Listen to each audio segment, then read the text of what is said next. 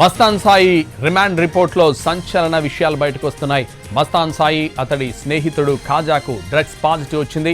Drugs మత్తులో లావణ్య ఇంటికి వెళ్లి గొడవ చేశాడు మస్తాన్ సాయి. ఇతనిపై ఎన్డీపీఎస్ సెక్షన్ కూడా జోడించారు పోలీసులు. మస్తాన్ సాయి లావణ్య మధ్య గతంలోనే సయోధ్య కుదిర్చాడు నటుడు రాజ్ తరుణ్. మస్తాన్ ల్యాప్టాప్లో ఉన్న లావణ్య వీడియోలను డిలీట్ చేయించాడు.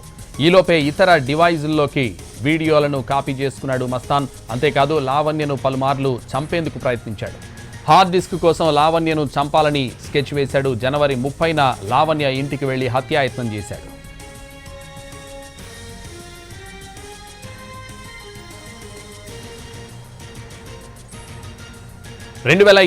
అక్టోబర్లో తన ఇంట్లో ఒక పార్టీ పెట్టాడు మస్తాన్ సాయి.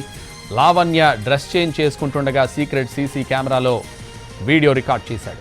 నవంబర్లో జరిగిన మరో పార్టీలో లావణ్యకు డ్రగ్స్ మద్యం తాగించాడు మస్తాన్.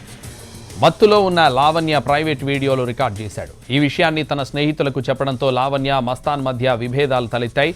పోలీసులకు విషయం చెబితే వీడియోలు సోషల్ మీడియాలో పెడతా అని మస్తాన్ సాయి బెదిరింపులకు దిగాడు.